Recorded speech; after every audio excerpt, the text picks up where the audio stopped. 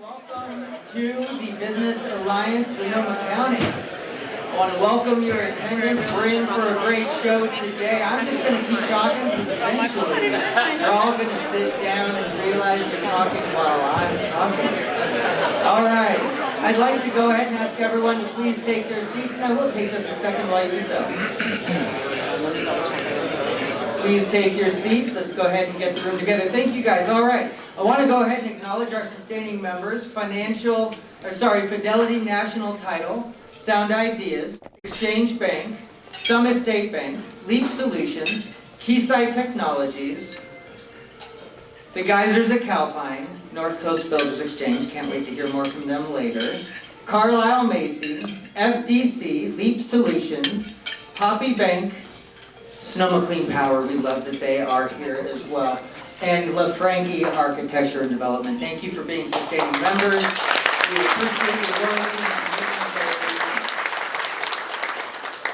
I want to give a special thanks also to Don and Alejandro from Sound Ideas Media. You guys may see them with the video cameras and the photography happening. You know, these meetings are very valuable, they're educational. If we can't be here, it's so kind of them to make sure that we have access as members. We have gated materials. If you ever miss a meeting, because of Sound Ideas Media, we can go in and watch what we missed and learn what we need to know. So I want to just say thank you guys for doing that every month. I also want to express some gratitude for North Coast Builders Exchange. They're going to be our sponsor today, so we're going to get to hear more from them in just a couple minutes. And today, we have a very special engagement around the intersection of education and workforce. We have some special speakers. I'm excited to announce and introduce Kathy Goodacre of CTE Foundation in just a few minutes. But we also have Dr. Garcia of Santa Rosa Junior College, Dr. Coutrer of SSU, and Ethan Brown of the Economic Development Collaborative. So with that, let's keep this program moving. Ty, will you come on up here and let's get moving into the executive report.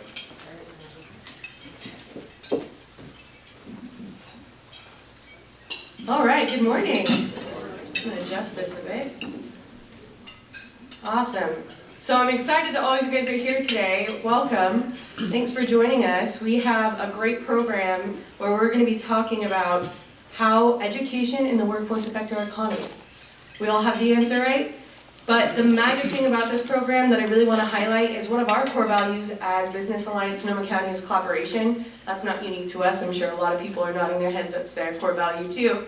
But this is a great example of how collaboration can move an initiative forward and make a big impact. And I love to hear about this ecosystem that's been set up, and I'd love to see it more across the board with Sonoma County. So I look forward to hearing the presentation. On a personal note, you've all probably noticed, I'm expecting, so I'll be welcoming a little boy on 4th of July. So.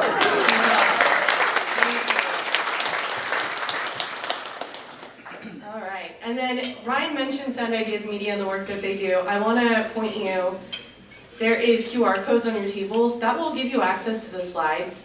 So if you go over those with your phone, the Wi-Fi is on there too. You'll be able to access the videos from our meetings and the slide decks. So you can follow along. It's especially for people in the back if you're not able to see. You're able to scan those codes to actually follow along with us. So please make sure to use those. The Wi-Fi, again, is on those little dockets, but also up here for you. All right, so before we welcome up the program sponsor today, I just want to remind everyone, as members, you guys have the unique opportunity to sponsor one of our programs every month. We are lined up through, I think, April at this point, but we do have some openings. So if you're interested in doing that, please do so. It's 3 minutes at the podium to share your important work. So please get your name on the docket, let me know. And with that, I want to invite up one of our prominent board members who can't be here today, but we have Nicolette with us from North Coast Builders Exchange, and I want to please ask you to join me in welcoming her.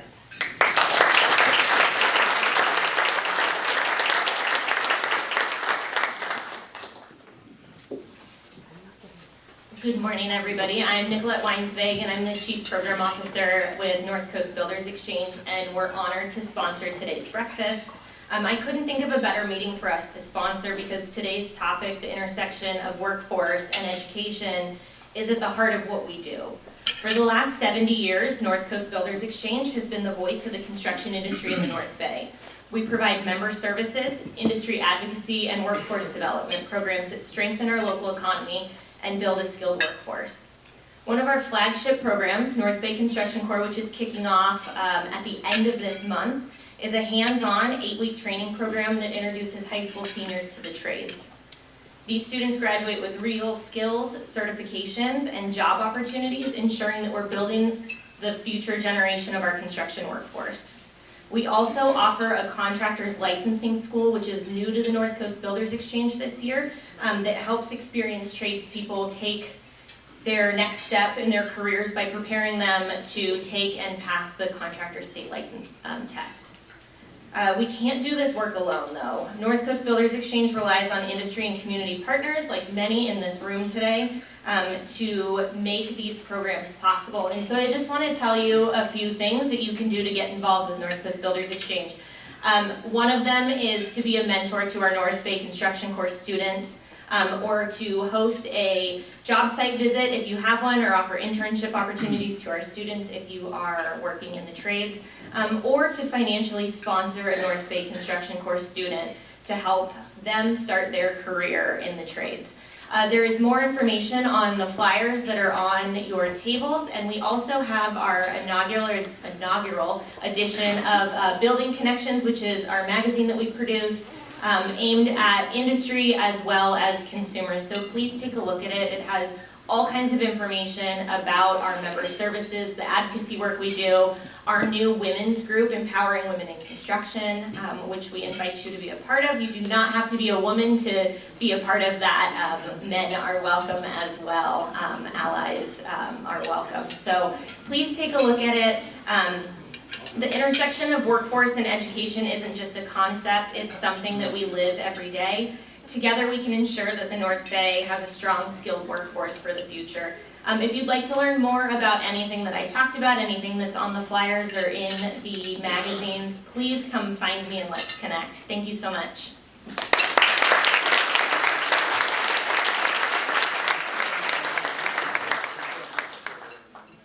All right, thank you.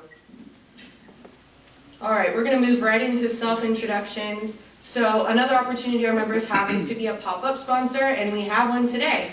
So as the mic comes to your table, please just stand up and give us your name and your business name, and we'll go table to table. Carrie, where are you sitting at? There she is. When Carrie's table comes up, I just ask that you stay seated while Carrie has her 1-minute time to talk about her important work, and then we'll continue to pass the mic around. So if you're interested in any of those opportunities, our program sponsorship, our pop-up sponsorship, please let me know, and we'll get you set up. All right, with that, on the move. You guys get to be first. Welcome. Okay. All right, so really fast. We all stand up. Yeah, that's how we move. Good morning, buenos dias. Santa Rosa Junior College. That's what you wanted, right? That's and the Helena way. Garcia. Okay.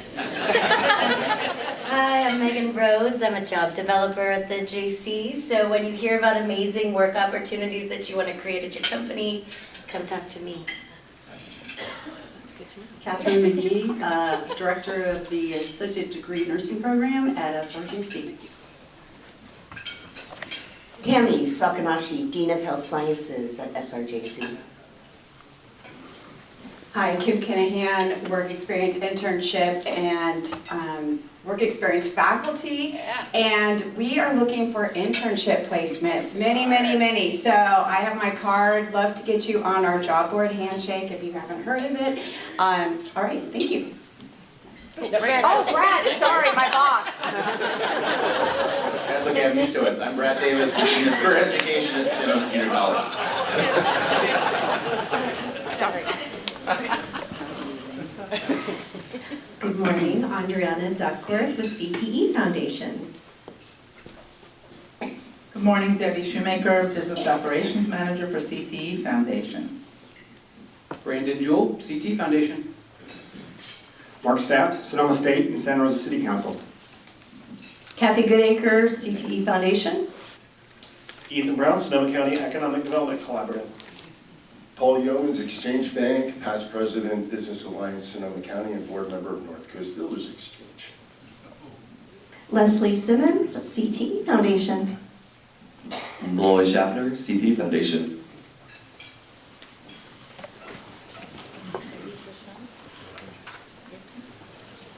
Elizabeth Wade, Dean of the College of Science, Technology, and Business at Sonoma State. Letitia Hinkie, ARS Roofing and Gutters, and the Line Foundation. Hi, Melissa Galliani, General Manager, Wine Country Radio, and we use Handshake. Ryan Kelly, your current president, also from WSI Smart Marketing. It's my honor to have as my guest Christopher Chinami from City Lifestyle Magazines. Good morning, Emily Coutrere, President at Sonoma State. Troy Carlton, Dean of the College of Humanities, Social Sciences, and the Arts at Sonoma State.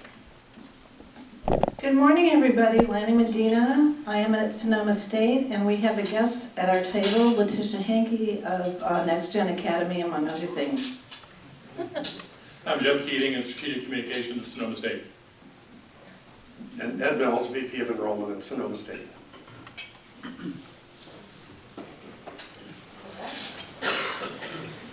Good morning, everybody. Mario Perez, Sonoma State University, Vice President for University Advancement and CEO of the Sonoma State University Foundation. Good morning again, Nicolette Weinsvig, North Coast Builders Exchange. Good morning, Tony Simmons, President of Northby Construction and also Board President for North Coast Builders Exchange. Harry Davidian, Digital Sensing and Control. Sherry Gambado, Wine Country Radio, The Crush Bob, Exitos and Latino. Judy Brokerman Walker, JGW Events. Scott Ormrod, Leap Solutions Group, a division of George Peterson Insurance.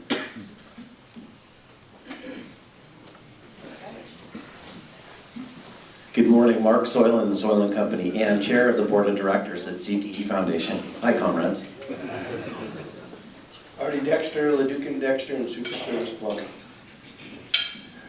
Good morning, Dick Dowd, retired, past president of the Alliance and current co-chair of the Water Supply Committee. Good morning, Mick Menendez, Pacific Advisors, past president, board member, and SCAPAC education chair. Thank you. Pete Leskier, Leskier Engineers, and member of the Transportation Committee at our Alliance. David Scott, Scott Technology Group. Good morning, Jack Byrne, Navigate Inc.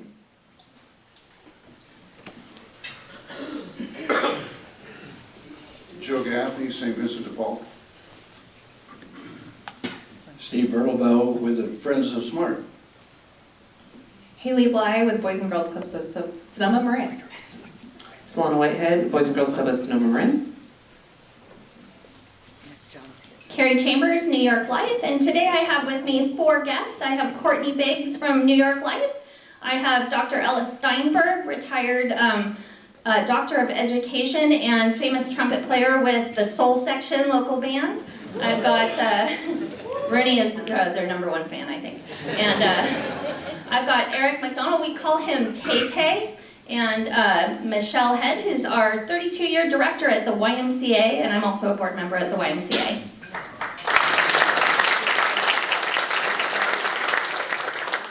Katie Dillwood from Christophers and Builders.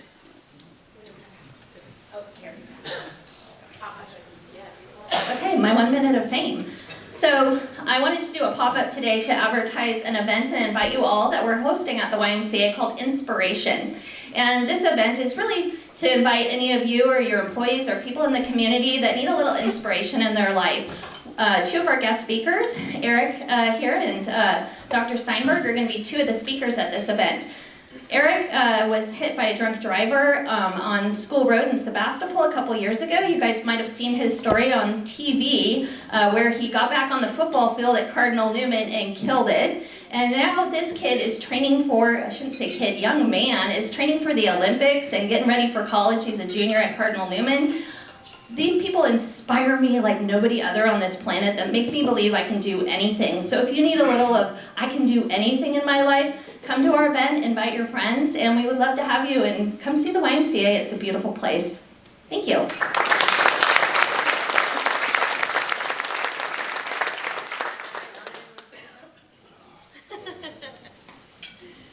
Good morning, everyone. Andre Bailey, trustee, Sonoma County Junior College District, member of 100 Black Men of Sonoma County. Yes. That was a funny debate between, should they give me the mic next because I'm his wife. Hi. Good morning, I'm Lorez Bailey, representing Schools Rural Sonoma County. Roy Martinez, Exit Strategies, M&A, and Business Valuations. Dan Rosacci with the Ron Martin Group at Morgan Stanley, and also a board member of CHOPS Team Club. Good morning, Ann Moorkill. I'm the Executive Director of the Laguna de Santa Rosa Foundation, and I'm honored to introduce my guest today, Kate Hughes. She's with Brand Incubator, and she's also one of my fellow classmates in Leadership Santa Rosa 41.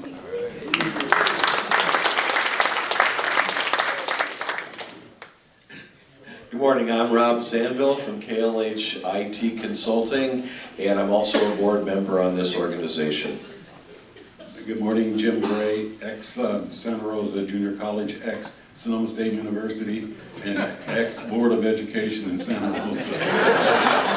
I'm retired and I'm staying that way. Good morning, everyone. Arthur Cheney, president of the 100 Black Men of Sonoma County, member of the Santa Rosa Sunrise Rotary, and also a board member for First Tee North Coast. Dr. Granderson, member of the 100 and past faculty president at the JC.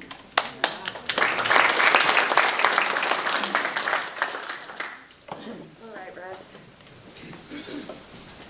Good morning, Russ Powell Consulting. I do leadership development.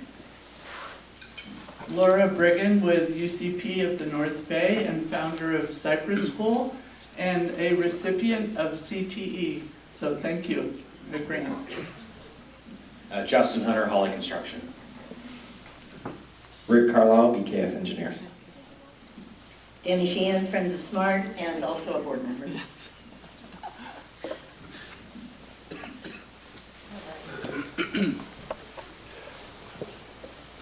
Good morning, Andre Moran with Ralgi and Race Consulting Engineers. Good morning, Linda Bone, Summit State Bank. Good morning, Nick Schraber, ADP Total Source. Mark Warren, Employee Benefits Consultant with USI Insurance. Good morning, Tiffany Godby here with GMH Builders, and I have my guest here, GMH Superintendent Peter Schmidt.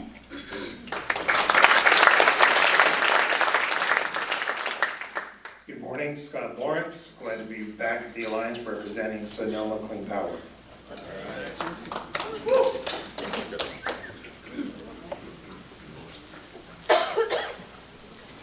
Morning, John Fletcher, Santa Rosa Police Department, Lieutenant over our Traffic Bureau. Leif Christensen with Sonoma Clean Power. Good morning, Greg Bedici, Sonoma County Office of Education. Louis Gansler, Sonoma County Office of Education. Good morning, Melissa Quinn with Sonoma County Office of Education. Good morning, Sharon Frere with Sonoma County Office of Education. Amy Carter, Sonoma County Superintendent of Schools. Scott Kincaid, Facility Development Company and ScapeAct Chairman. Gary Lentz, Lone Depot Home Mortgage. Nick Caston, Financial Prodigy Inc., and Santa Rosa City School Board member. Morning, John Cregan, Santa Rosa Chief of Police.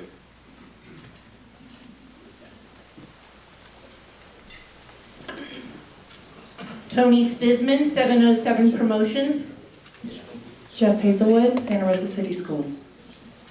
Good morning, Julie Dempsey, Realtor, Vanguard Properties, and I sit on the board for the California Association of Realtors.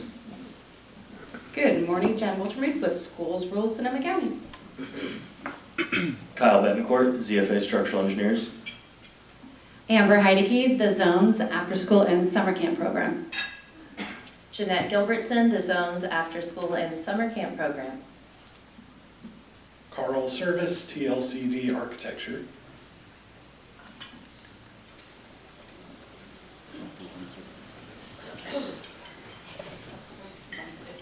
Kyra Miramontes, Fidelity National Title.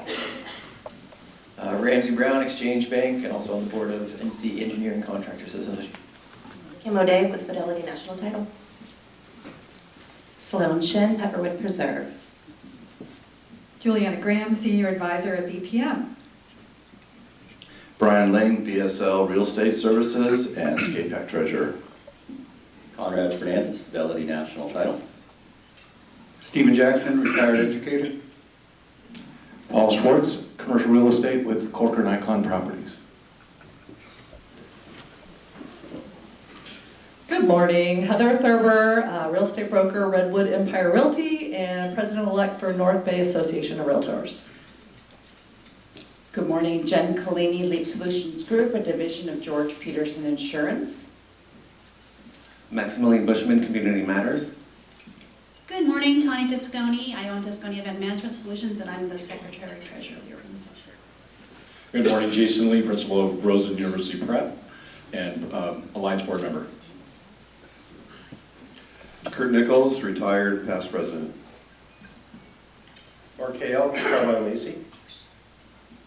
Phoebe Ellis, Lace House London, and I have a dear friend guest today, Kimberly Starkey from Department of Disability Resources, Santa Rosa Junior College.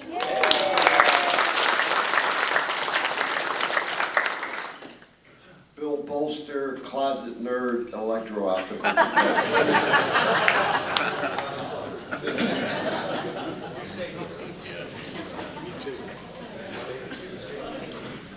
Defender Saquon, Morgan Stanley. Sammy Saquon, also Morgan Stanley. Ernest Berghoff, broker and CEO at Berghoff Realty. Good morning, Madeline Keegan O'Connell, CEO of the YWCA, Domestic Violence Service Provider. Good morning, Lori Mooney, North Bay Biz Magazine. Rosie Padilla, North Bay Biz Magazine. Good morning, Kip Zook, Airport Business Center. Paula Lane, Sonoma State, College of Education, Counseling, and Ethnic Studies. Tony Crabb, Newman Springs Vineyards. Good morning, David Brown, Adobe Associates, Civil Engineers and Land Surveyors.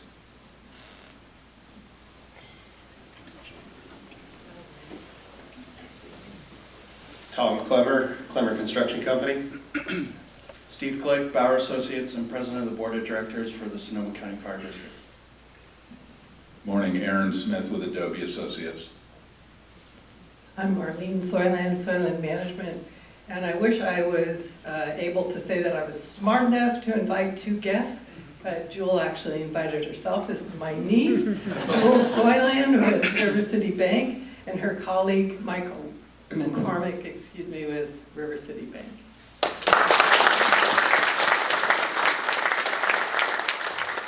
Carly Rodriguez, Mid-State Construction.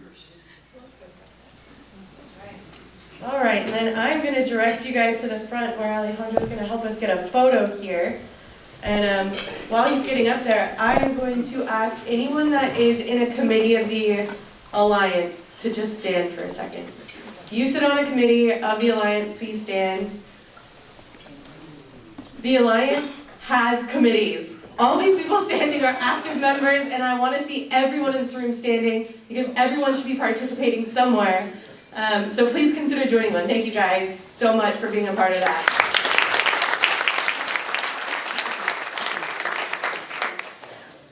All right. Okay, everybody can just get close together. Good morning, smiles. So when I count to three, have your eyes open and looking at the lens. All right, here we go. All right. Here we go. All right. And here we go. Here's the first one. And 1, 2, 3. And another one. And 1, 2, 3. One more. 1, 2, and 3. It's 7 a.m. and we're asking you to stand up, talk, and take photos. I apologize. Thanks for indulging us. Thank you, Ellen. Thank you. All right, let's keep this party rolling. Speaking of parties, did you guys know it's our 50th anniversary this year? And who loves to party? We love to party. So we're gonna have a huge 50th celebration later this year. And I did want to thank Ty Mooney, Danny Sheehan, Kim O'Day, Tani Toscani, and Samantha Paul for putting their hands up in the air to be on my celebration committee. Do you care about if it's a lunch engagement? Do you wish it was maybe a dinner party? Do you care about the music or the kind of food being served? You guys, if you want to have any say or have a part in helping us plan this party, if you're like, I have all those opinions, give me your card after and I promise I'll include you. Okay, having said that, you guys, I want to introduce someone that has become a friend through the Business Alliance, Kathy Goodacre. Kathy Goodacre is a current CEO and the founding executive director for Career Technical Education Foundation, and has led the organization since its founding in 2013. Let that sink in. Kathy is recognized for her leadership in advocating for the foundation's mission to innovate the education to career experience, to strengthen student success. By connecting local employers with schools, teachers, and students, CTE Foundation is committed to a grow our own philosophy, to ensure our young people can be trained here, go to work here, and most importantly, have fulfilling lives in our Sonoma County. Kathy has a personal passion for ensuring all students see a viable education and career path out of high school. Ms. Goodacre started her career in Sonoma County in 1990, where she served as the Vice President of Marketing and Fund Development for our local United Way, followed by a career as a nonprofit consultant providing an array of services. Kathy is the proud mother of 2 now adult children. Proud to say I'm just about there too. And her inspiration for this work are her children and her 1 grandchild. She resides in Santa Rosa with her husband, Mark. Ladies and gentlemen, let's give a round of applause to Kathy Goodacre.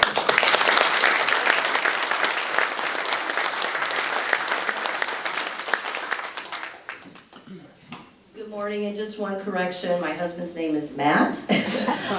His brother's name is Mark, and there aren't too many Goodacres around, so just thought I'd clarify that.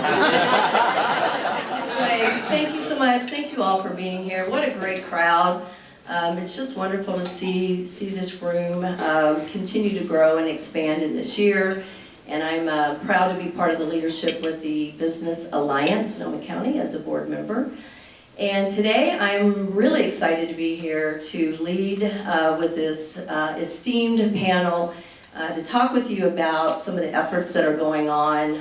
Oftentimes we're known as working in silos, especially in education. When you have 40 unique school districts in a county, we can be accused of that quite often. But I do want you to know there's a lot of collaborative work that's going on. We are concerned about our students' future, and the future health of this community. So hopefully you'll hear some messaging about that, and you'll have an opportunity to ask some questions. Okay, I told myself this morning it's going to be a good technology day. One more thing I did want to add, I'm also super proud to be here today with the North Bay Construction Corps and Nicolette and the Builders Exchange. That program was one of the first education workforce collaboratives that CTE Foundation partnered on to help bring that introduction to construction trade careers for an industry that is experiencing quite a challenge in workforce, and many of you know and feel that pain. So very proud to have been a part of that and to see that program grow to where it is today. Okay, well, at CTE Foundation, as has already been mentioned in my bio, we believe in a grow our own approach as a workforce development solution. We also believe that all Sonoma County students should have rewarding careers that strengthen their lives, our community, and the workforce. We believe that students need access to an education experience that is grounded in integrated, relevant, career-connected learning. Because we know when students are able to connect their classroom learning to the outside world, they graduate at higher rates, they pursue and complete post-secondary education that's aligned to their interests and ambition, and they are able to build successful careers. Unfortunately, today, only 1 in 4 students express that they benefit from this type of education. That includes students who are enrolled and participating in career technical education or experiencing some type of work-based learning through another class. Less than 1/3 of our local students state that they feel prepared for what's next out of high school. And this is unfortunately leading to lower post-secondary enrollments, with only 40% of local graduates enrolling in any college out of high school. What we need is to find a bridge that our students face, their challenges that they face, with the opportunities that our community faces. Employers, you all know this, need a skilled and motivated workforce for a strong economy. Economic forecasters will tell you we need more 18 to 35-year-olds in our community, and yet young adults and families need gateways to economic opportunity to build and sustain healthy and fulfilling lives here. Students need relevancy. They need skill building and career exploration in addition to their academic studies to be future ready. How is CTE Foundation supporting this divide between what students need and desire in their learning and the growing workforce challenge local employers face?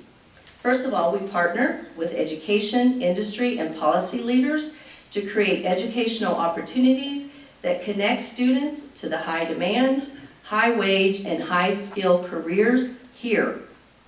We do that by providing grants to schools. I think somebody mentioned in the room today a grant that they've received to help advance new technologies and relevancy in CTE classes. We incentivize schools and teachers to test new strategies to help students learn real-world skills that connects to their interest and passion.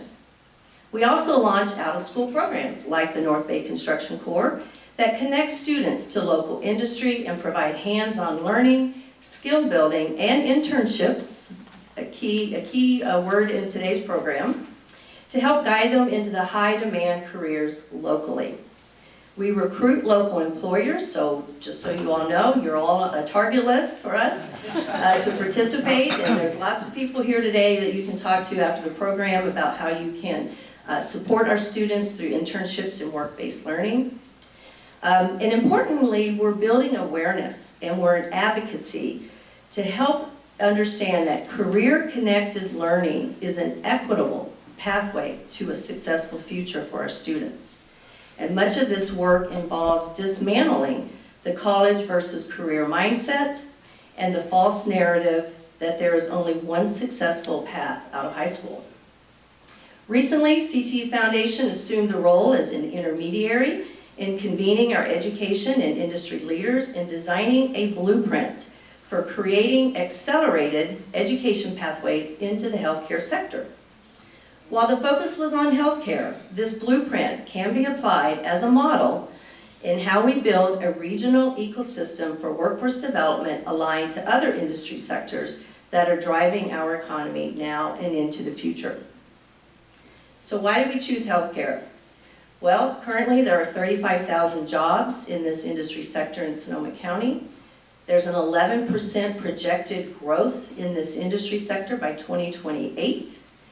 And the average median advertised salary in this industry sector is $70,000, which far exceeds the median average salary for the county. Some of the top occupations, of course, we all know there's a shortage and a need for registered nurses, but home health and personal care aides, medical and health service managers, licensed, practical, and vocational nurses, physical therapists, just to name a few. We also know there's a significant workforce gap in our ability to recruit and retain for these jobs in the industry. And I'm not sure if you've noticed, but we are not getting any younger in Sonoma County. And as we age, the demand on the healthcare system in this sector will only grow. And another reason we chose healthcare for this blueprint is the growth in interest at the high school level to develop health science career pathway programs. This is partly driven by student interest in these careers, of course, but also because there's been a significant amount of funding coming from the state of California incentivizing our K-12 high schools and districts to prioritize these specific pathways to help meet the growing demand for the workforce across the state. Also recognizing that this industry has the potential to launch our young adults into careers that pay family-sustaining wages. But to give you a sense of the growth, this chart that's looking at what are some of the planned pathways in the high school healthcare programs. And as a result of recent funding over the next 4 or 5 years, we will more than double the number of students locally enrolled in these pathways, and the demand for internships, the key word again, could expand from just 8 students who are participating in internships today to more than 600 in 5 years. This impending demand absolutely requires that we build a coordinated countywide system that aligns with our post-secondary partners and employer partners as well. So in the design of our blueprint, we identified the following key partners and levers as essential. The first being the role of an intermediary, and in this case, that was CTE Foundation. The intermediary serves as the backbone organization and is critical to cultivating partnerships, holding the regional vision, and a plan for sustainability. Employers are key to advising us about the jobs and skills that their industry requires, as well as forecasting how those skills will evolve and change in the future. K-12 partners come to the table and commit to developing these career pathways, aligned to the economic drivers of the region, and to building in opportunities for students to have work-based learning throughout the continuum.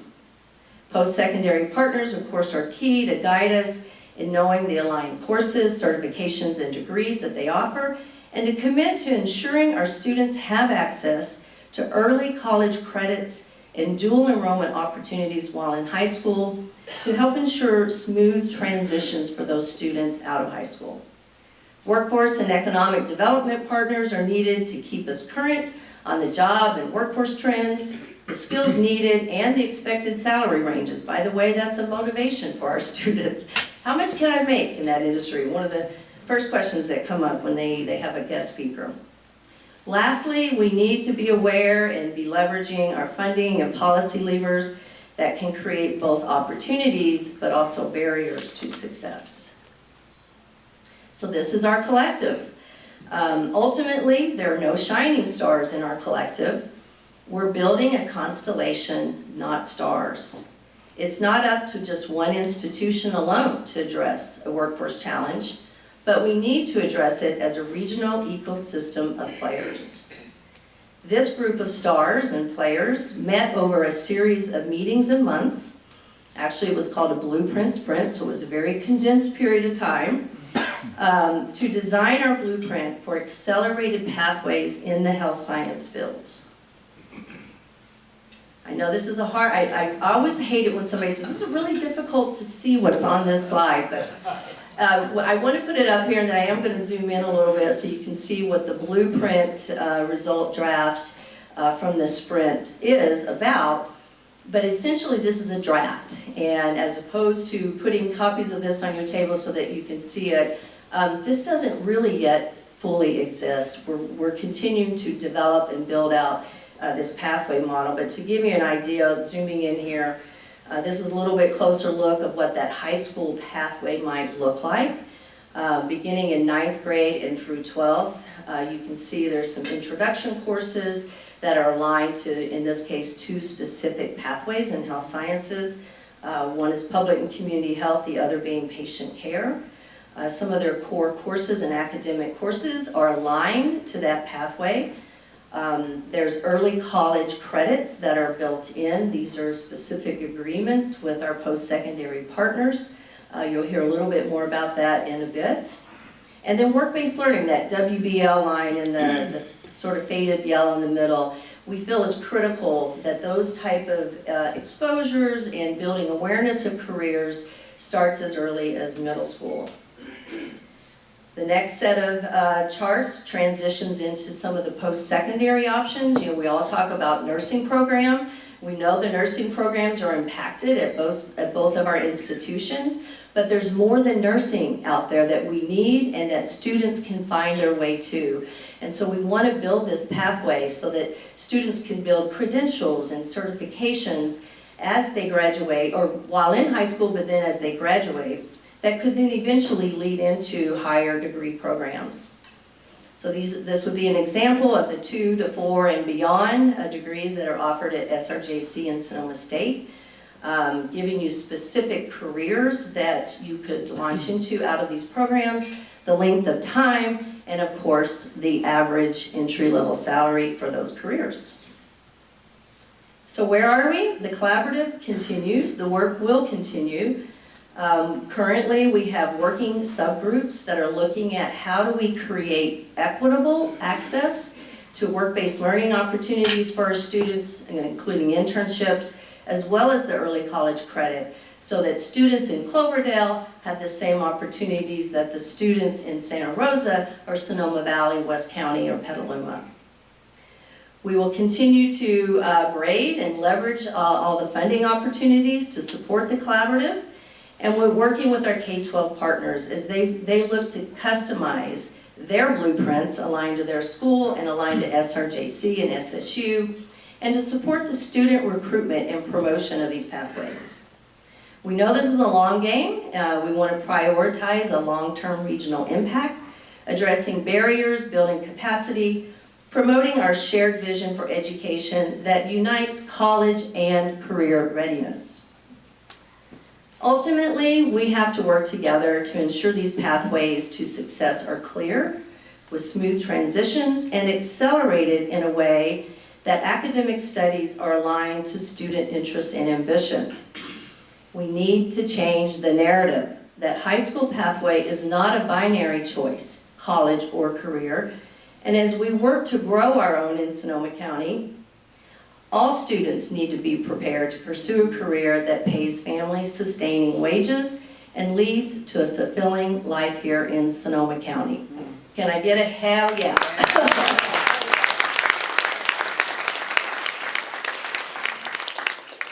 Okay, very excited now to move on to our panel. And first, I want to invite up Ethan Brown.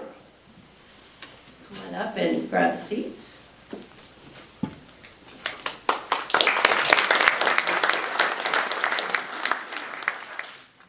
Corner. Now that I may not need it. Thank you.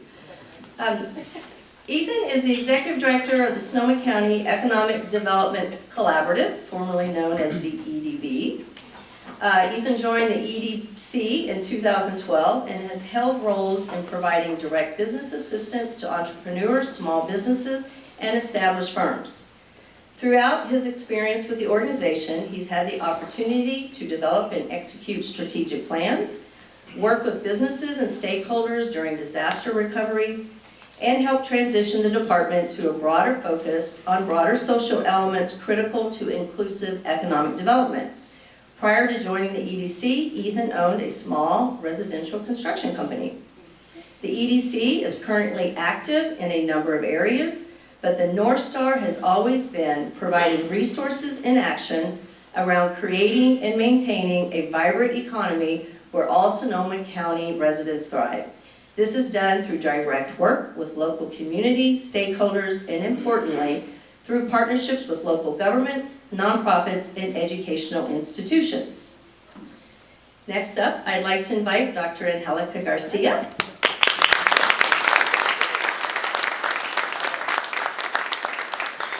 Rather large, bulky chairs here. Dr. Garcia joined, sorry, we should have told you. Does somebody have a napkin? No, we're good. Dr. Garcia joined SRJC as its 6th president in 2023. Prior to this role, she served as the president of Berkeley City College, where she focused on equity-centered student success initiatives and strengthening community partnerships to enhance educational access and completion. SRJC serves as a diverse student body with an average enrollment headcount of approximately 22,000. The student population is made up of 42% Latinx, 40% white, 4% Asian, 4% multi-ethnic, and 2% African American students. The college's 24-25 priorities focus on student success through enrollment recovery and growth, fiscal sustainability, institutional effectiveness, and fostering an inclusive institutional and workplace culture. In 2014, SRJC was officially designated as a Hispanic serving institution, recognizing its dedication to supporting our Latinx students and promoting equity and inclusion for all. The designation underscores SRJC's commitment to empowering its diverse student body, families, and communities by fostering educational opportunities, enhancing student success, and cultivating a strong sense of belonging. Next up, I'd like to introduce Dr. Emily Couture.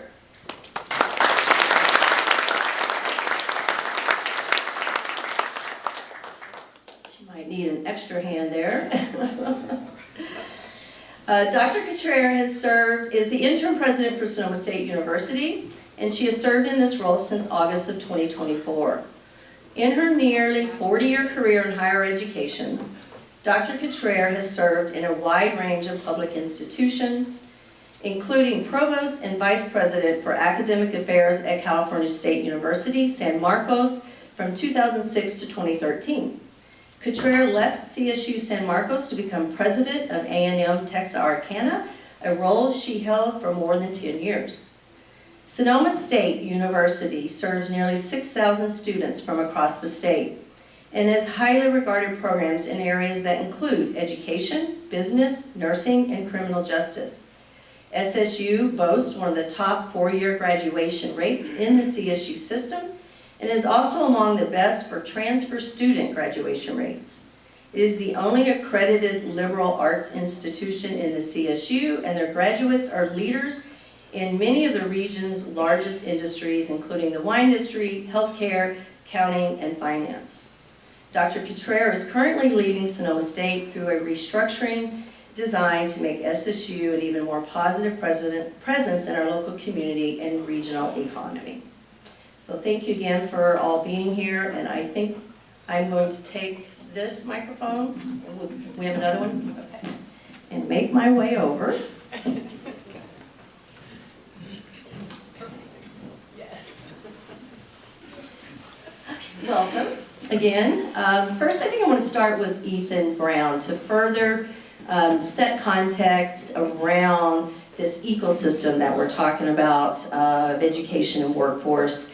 And from that perspective, Ethan, can you share why these types of collaboratives are important to building an ecosystem for workforce development?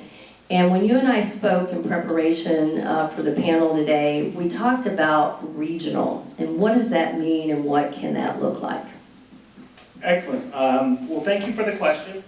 And just a quick disclaimer really quickly. You all just heard that I have a varied background. I'm a recovering business owner, still fairly new to the public sector. What I am not is an educator, and so in economic development, we often find ourselves at the intersection of the economy, business, people, and education. And our jobs as generalists is really to look at big ideas. And so when I was asked for an example of what this could look like, it's really not hard to think of one of the biggest ideas in this nation.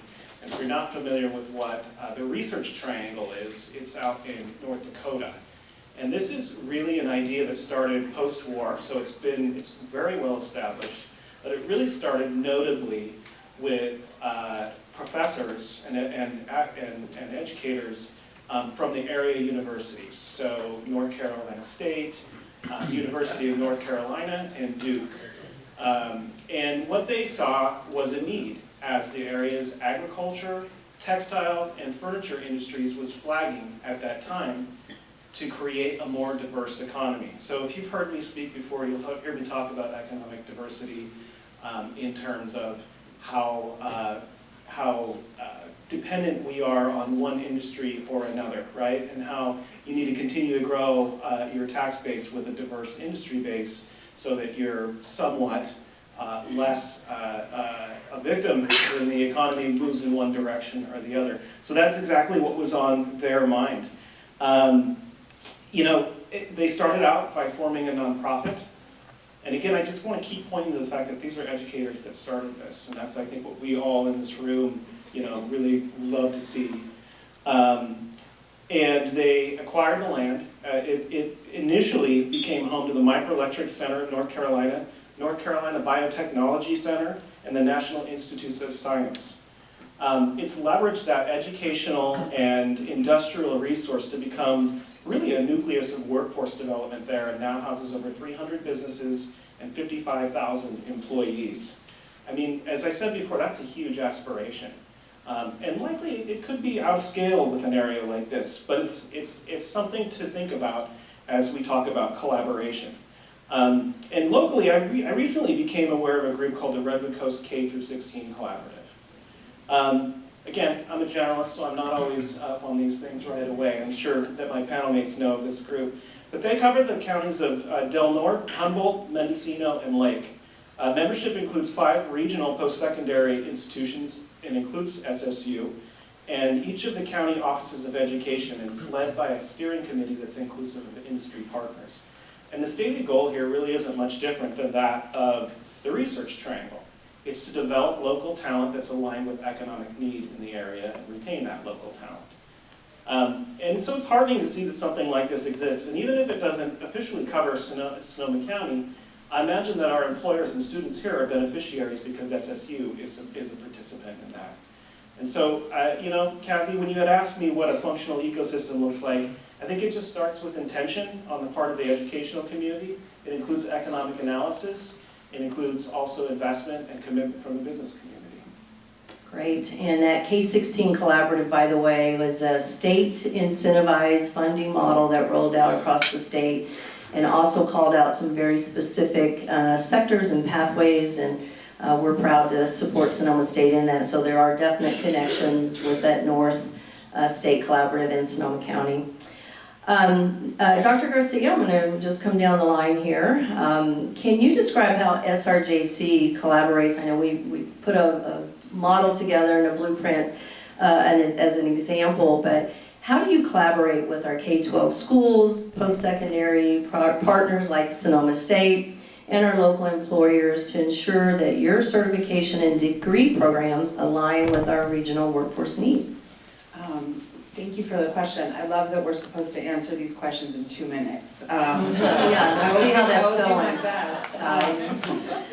I think that one of the gems I think that exists in our county is the interdisciplinary nature and relationship that we have with education, workforce, and really coming to terms with who is living in Sonoma County and how has that evolved and changed over time.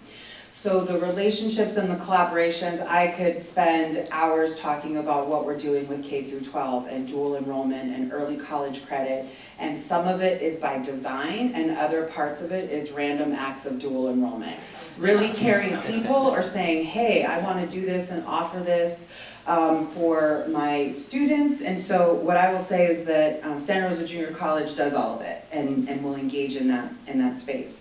There are so many amazing collaborative programs that are taking place. And just to give you a snippet, at the next Board of Trustees meeting that we have next week, we have 7 or 8 MOUs between SRJC and high schools, where the courses that we are putting forward in these pathways are articulated for the precise needs that are coming from those student populations. So that Annalee High School is getting options to courses that looks different from Santa Rosa High, that looks different from Cloverdale and Healdsburg. And that's part of where this kind of connection and collaboration has to happen, because students from across this county have different lived experiences, and the pathway to go into the workforce also looks very different. So I know we're talking healthcare. I just want to share this one piece, because I was absolutely I was blown by this. So recently, I did have a wonderful visit connecting with industry partners, so IBEW and UA Local 38. So I got to see the sites, got to learn of the programs. And in one of the teaching areas, getting to see the ways in which special certification for plumbing and pipe fitters is necessary in order for the piping that goes into, and I don't even know what the name of it is, so if there's anyone in here who knows the name of it, feel free to correct me, but it's that panel where the clean air comes in when you are in a hospital bed. I will tell you, I should have known, oh, that needs to come from someone with a specific trade, but I didn't know that, right? Because it's in a healthcare setting, and so I didn't stop to think, oh, that is a plumber, that is a pipe fitter, that is someone who has gone through extensive education and training and certification to guarantee that when your loved one is on that bed, that they are getting precisely what it is that they need. And so I put that together because we don't often do that, right? We see these industries as being in isolation, and I think being your community college in this county, we have connections with both of those. The pathway into allied health, into folks who are going to be working in those hospital rooms, the folks that are going to be building the buildings for the hospitals and the medical centers, and all of the labor and workforce that goes into the intricate spaces. So I just wanted to take advantage of sharing those pieces. And then, to talk about partnership with SSU, there are a variety of them. I think the one that I want to highlight, of course, is the ways in which we partner to support nursing students and the workforce, and certainly how SRJC continues to be a pipeline. I have a team over here that if we could have money and space, we would run multiple cohorts, because on the daily, I will get someone in the grocery store at pickup line when I'm getting my kids, whatever, that says, I've been trying to get into the nursing program. My kid's been trying to get into the nursing program. Why is it so hard to get into the nursing program? And so what I want to say is I'm aware of it. We are aware of it. We are trying to build pathways over the summer, what that looks like, and a recognition that the work that we do to prepare the workforce is in collaboration with one another. So that is not a space where there is competition. Wonderful, and a couple things you mentioned there. The random acts of dual enrollment, I remember hearing Dr. Garcia reference that in one of her introductory presentations, and it was hallelujah. That we might have some movement around this, and so creating that equitable access to these opportunities is important. And as you are discovering, what some of these careers and trades that are, behind a safe hospital room, think about our young people, think about our students, our high schoolers who really have no idea about all these careers and the opportunities. So thank you for that. And Dr. Cottrera, we're going to ask you the same question. Hopefully you have some examples of partnerships that are different or unique to what Dr. Garcia shared, but in terms of how you collaborate with our K-12 schools and your post-secondary partners like SRJC, local employers, to ensure that your programs are aligned with our regional workforce needs. Thank you very much, and I could keep it to under 2 minutes by saying ditto. And I mean that quite sincerely.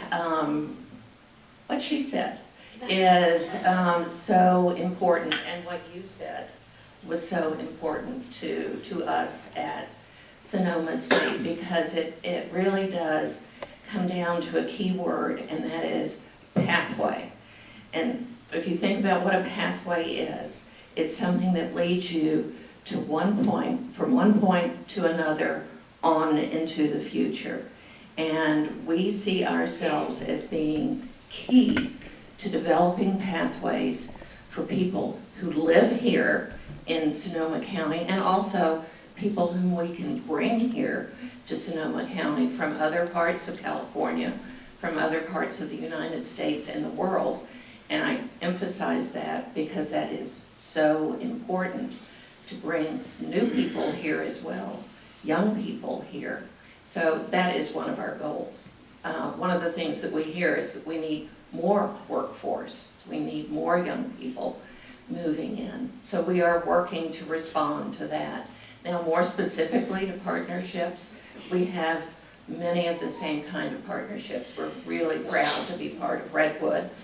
but we also have individual partnerships geared to the needs of particular schools around us. For example, with the Petaluma School District, we have a wonderful program, Petaluma Promise, where students are, after they take some classes with us, we have some dual enrollment with Petaluma High Schools, they then are guaranteed admission to Sonoma State. And they're guaranteed admission, unfortunately not into nursing because we can't guarantee. We can guarantee admission into pre-nursing and cross our fingers that they get in. But also to a whole world of programs that we believe will benefit them as they move into jobs, preferably in this area, and into what I'm so happy to hear you say, Kathy, to fulfilling lives in this community, leadership roles in this community. So Petaluma Promise is one example. Rancho Cotati, which is right next to us, high school, has different needs than Petaluma does. So we have a program geared toward Rancho Cotati right next to us, where we are working with their, if you're familiar with AVID programs, to introduce students very early to what it means to go to college and to help them see very early what that pathway is, from what they're doing in high school to some dual credit classes, which gives them a taste of what college might be like, then over to us. And literally, they're on our campus a lot. I heard a whole lot of them outside my office yesterday. Whoops, and hollers of joy. It was wonderful to hear those students outside. I want to say, too, we've got some wonderful collaborations with SRJC in nursing, of course, but also we have students, I think, in every degree program that come from SRJC. Great articulations that we just intend to make better and better. I'm going to reiterate, how we find out what you need is when you call us and tell us. And as part of our plan moving forward is to establish a group of people, including folks from economic development, from the community college and elsewhere, to really let us know, have us listen to what it is Sonoma County needs. Not what we think you need, but what you tell us that you need. That's what's important to us. So appreciate that. I know our business leaders here in the room do as well. It's critical that we're designing these programs together, and that our employers and local industry are informing our education institutions about the skills and the jobs and the trainings, not only now, but as I said earlier, forecasting into the future. So we're all future ready. Ethan, I think we're going to do one more quick question around, and then I was approached earlier by a number of people saying, oh, I want this answered and that answered, so we are going to get to some audience Q&A here. But Ethan, can you speak to the long-term, sort of our long-term economic impacts as we create these local ecosystems, in particular, that are connecting our students into these educational pathways, and encouraging them to remain in the area? Yeah, I can. When we talk about pathways, I think when students see that pathway as clear and defined and leading to something that they associate with success, I think that they're more likely to invest themselves further into their education, right? That's likely something that my panelists already know. But over time, that itself becomes really sort of a magnet. If you look at my earlier example, students are attending those area universities because they see that pathway. It's clearly connected to their success. They see opportunities locally upon graduation. And I think that this also reduces dropout rates, right, when they're continually motivated. For businesses and the broader economy, quite frankly, access to a skilled and stable workforce pipeline creates predictability for them, economic resiliency, the ability to know that they can grow in a particular area. And when employees work in their communities, they spend more locally, right? So that is healthy for the tax base. And that stable and skilled workforce and that vibrant economy, in turn, spur external investment. So when we talk about business attraction, continuing to feed into supply chain and the local pool, These are all benefits that I would see from students coming through that clear pipeline and that ecosystem we discussed. Great, and because we have a captive audience here, I'm just going to skip to the last question that we had for our education leaders. What specific support or resources would your institution need from our business community to enhance these collaborative efforts and ensure success for the businesses as well as our students? I think Kim Canahan over here said it. I hope you have a lot of business cards. Really what we need is the continued connection through the advisory groups. That's how we have been able to revise the curriculum that is needed for particular programs. So changes that have happened in our welding and auto, construction training center, the carpentry program, just all throughout, that happens with your expertise. So participation in those advisory boards is huge. But the other one really is internship experience. The more that we can put students to have that work-based learning opportunity so that they are getting that experience with you and they are getting it collaboratively with whatever their educational program training is, that is a huge benefit. The piece that I want to just expand on this also is I think supporting the narrative around what it means to have access to higher education. I think that unfortunately, as it was described earlier, it's getting divided into this. You're either going transfer, pathway, or that college or career. And the fact is that we need folks in college and the workforce that have skill sets that cross the spectrum. And so it's both about college and career. Sonoma County, with the Doyle Trust scholarship that's available to every high school student, addresses the financial impact that students and families are having to access higher education. So the fact that they have a scholarship that applies to their time at SRJC, the fact that our work with the Doyle Trust trustees has allowed for then students from the JC to take a third year of that trust scholarship to Sonoma State University. That is something that no other high school student in this state has. No other county has that, and I have yet to find that model existing in the country. And that is this hidden gem that makes it affordable, that has these two institutions that are providing a variety of education and workforce training. So anything you all can do to be partners with us so that it's not that, oh, well, the JC is the backup or SSU is the backup, that feeds a narrative that's somehow not a recognition that we have some pretty amazing institutions in our county.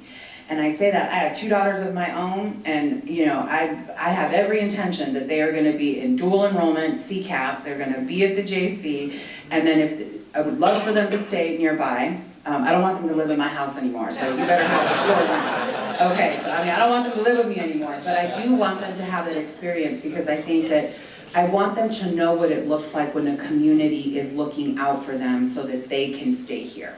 I firmly believe in that, and that is something I will say that attracted me and my family to Sonoma County that was different than when I was in East Bay at Berkeley City College. Love that. Dr. Cottrell, what would you ask from Sonoma State in support of business community and leaders? Well, ditto. And I think that's important. We're on the same page about what higher education, whether it's at the community college or at the university, about what we should be doing to support this region. So please remember that. I would also, to add on to what Annalika said, is that it is really important that we get the word out there that students can afford to go to college. I've heard way too many times from parents and from students that they can't afford to go to college. The resources are there to support students who have need, and most students these days do have need. Over 60% of our students are receiving financial aid of one kind or another. And as our Vice President for Enrollment likes to point out, we give out more scholarships than his previous institution, Sacramento State, which is about 4 times our size. So we have a lot of scholarships because of very generous donors that we would love to give to students to come to Sonoma and stay. And I will say this as an outsider, I came here, been in California before, lived in East Texas, came here, and I love Sonoma County. And I know anybody we bring here from other parts of the world, other parts of the state, will love it too and want to stay. Thank you. So we have outstanding institutions, we have financial resources, we have excellent programs and tie-ins with our K-12. We just need to show them the way and inspire them for their future. So I think now we are going to turn it over. Is that right? We still have some time for Q&A? And do you need one of our mics back? Or okay. And we have a pre-submitted question for Ethan.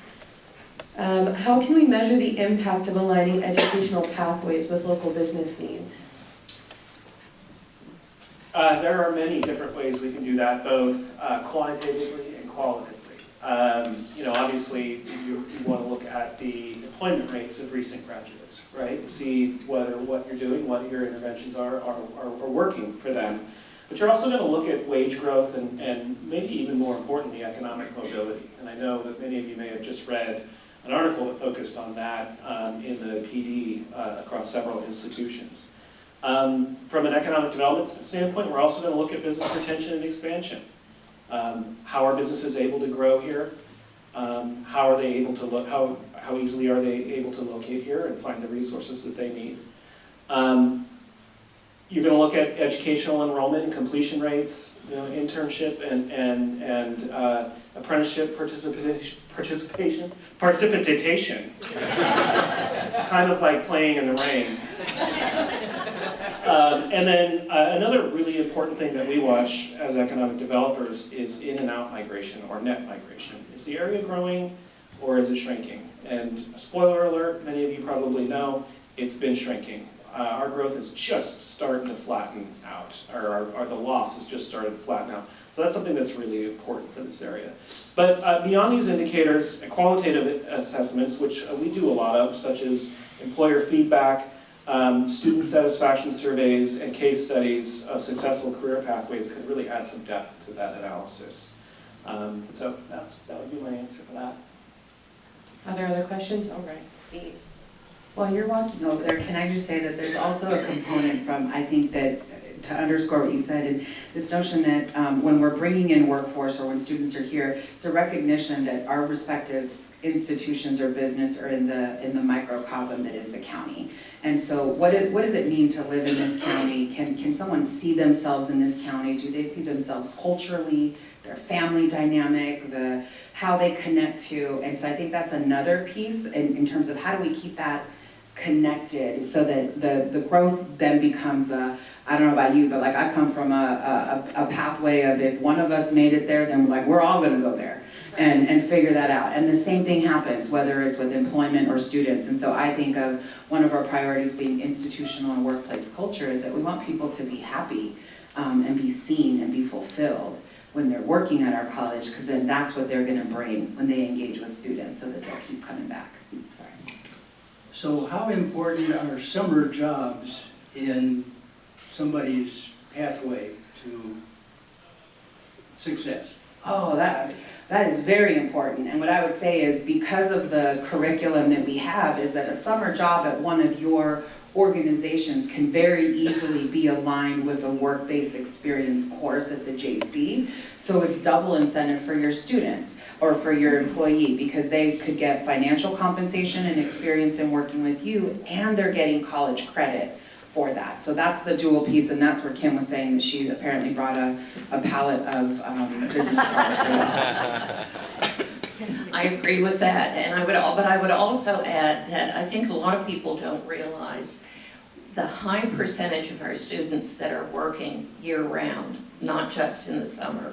And I would say that probably almost all of our students have part-time jobs. And the more we can place our students in part-time jobs that are meaningful to them, or ways in which we can help them see that whatever they're doing is a great experience and can lead to employment afterwards, the better off we're all going to be. These days, summer is very important, but they are also concerned about those year-round jobs. One last point, what we hear from employers so often is that so many of their new hires are coming into the workforce without work-ready skills, the soft skills, we've heard a lot about it. And any job experience for a young person, I think, is valuable in helping them understand what employer expectations are. It's not just about the technical skills and training that you offer. So yes, please hire young people. This is for Dr. Garcia and Dr. Contreras. Oh, sorry. This is for Dr. Garcia and Dr. Contreras. Two questions. One, Ethan talked about the that collaborative that was built in North Carolina was really initiated by educators and bringing those industry partners in. You talked about wanting to waiting for us to call, for industry partners to call. I want to know what kinds of things you might be doing to bring industry partners in and engage them in that educational process, much more than just money, whatever, even advisory committees. How are they helping in classrooms and engaging students in real, authentic learning? Second question is, with 40% of our students not necessarily getting to colleges in any form after high school, and you have dual enrollment opportunities, those students, the college experience is much more difficult and different than the high school educational experience. Many people were surprised I graduated. The challenge is, what sort of supports are you putting in place with your partner high school districts to ensure that students who have not thought about that college path can be successful? Because if they're not, many of their friends are going to get out or not do it.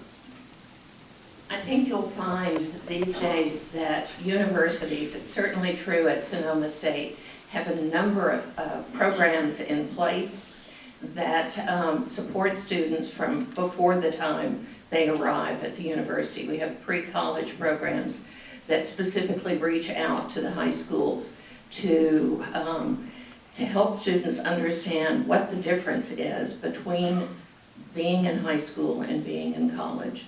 I think we all also have first-year programs that are specifically designed to help students with that transition from high school. Back when I went to college, maybe a little bit before you went to college, they didn't have that. It was sink or swim. That is not our philosophy anymore. We want every single student to be successful. And that not only means graduating, it means learning what they need to learn. And part of that is how to be a good employee. So we have to have that. You bring a very good point about the initiative coming from the universities in the Research Triangle in North Carolina. We have that going on in bits and pieces, I think, all across our campuses. And I would add that one of the goals of Sonoma State as we move forward, and by the way, I want to reaffirm to all of you, Sonoma State is here to stay. And as Sonoma State moves forward, you will see us becoming more and more intentional in our work with economic development, with our work with all of the schools, and with working with you as partners, not as teachers one way or the other, but as partners in developing what needs to be developed to sustain and grow this region, because we're a regional university. We recognize our regionality and we need to respond to it. So I'm going to share something that I think if my director of communications were here would say, shh, don't say anything, but I'm not going to miss the opportunity to be in a room full of just amazing professionals and experts. So you asked the question about what other partnerships. I will tell you, one of the things that is going to face and is currently facing all of us is what our relationship with generative AI will be. And a big piece of that is if left to our own devices at the college level, we can reduce it to, did students cheat or not? Right? And when it gets reduced to it, then there's a judgment of, is it good or is it bad?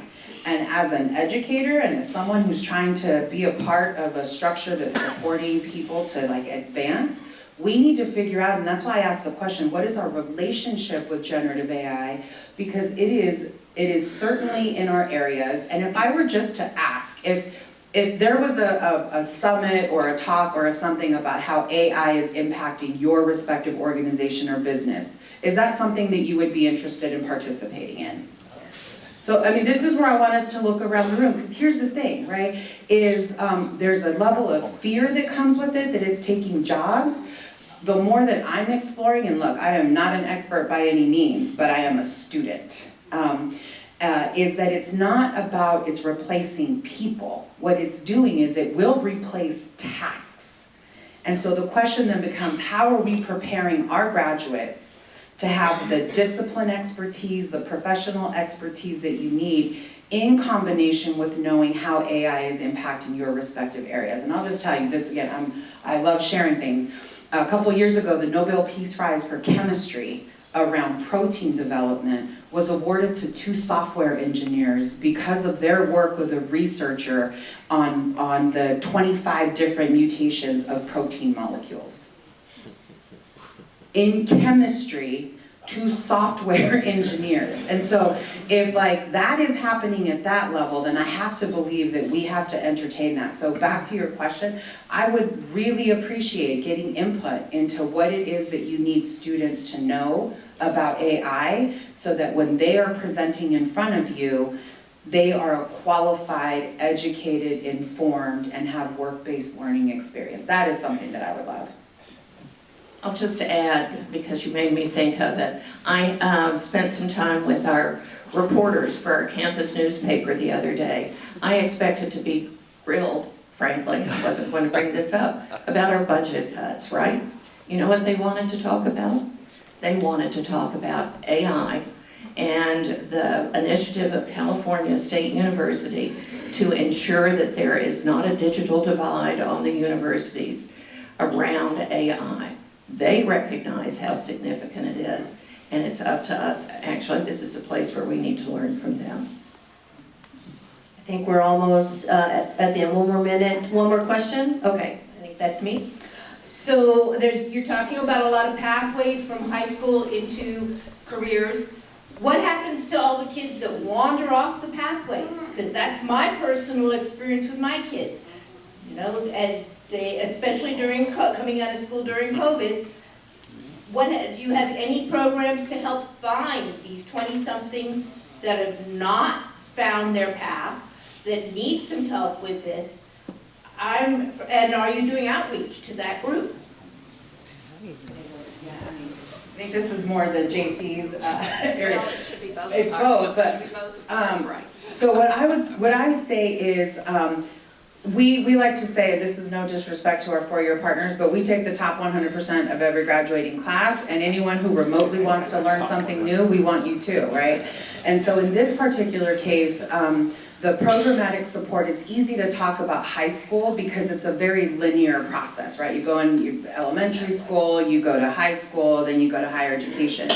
What you are bringing up is that, yes, people have different pathways or different experiences. And so the programs that we have in terms of reentry programs, the ways in which we work with, sometimes it's mid-career shift folks, sometimes it's someone who's like, look, I raised my kids, able to do that. Sometimes it's, look, I'm recovered from addiction, and so now I can focus on myself, and so that might be a place or a pocket. So we do have that, and I would say that our lifelong learning curriculum is one of the ways that folks get back into education, because it's through a non-credit. They're all throughout the county. There's multiple learning modalities. But what I will say is, the faculty and the staff and the leadership at the JC are very clear that we have folks who have very full lives that come to the JC. They have very full lives in terms of family obligations, work obligations, as President Kuchera has already shared. And so with that, there's like such a variety of programs, like pick up the mic, such a variety of programs, that it's one of those things where if we don't have it, that just means that we either are not publicizing it or we are needing to learn about what else is needed. So I would say send them my way, and I know this isn't Kim's area, but anyone at that table connected to the JC will get your kids and neighbors connected to the right place. And we'll take them too. I know we could probably stay here all day and listen to this Q&A, guys. What a great resource, and thank you for being here. Also, a special thank you to Kathy. Thank you for moderating this panel. Very well done. I'm going to ask you guys to stay for just 1 second. I'm going to close this out quickly because we're running against time here. If you're an elected official, will you please stand? Thank you very much. Thank you for your service. Thank you for being here. Thank you for your service to our community. Ladies and gentlemen, if you want to participate and have more conversations and help change who we are, where we're going, and what we're doing, join a committee. Participate in conversations.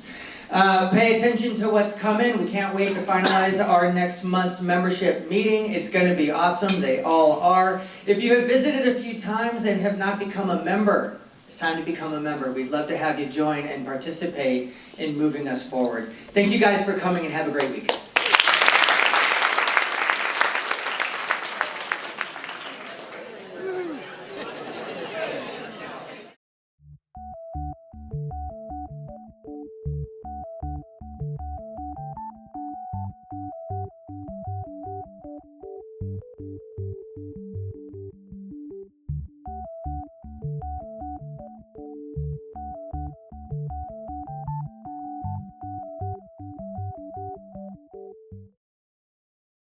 you.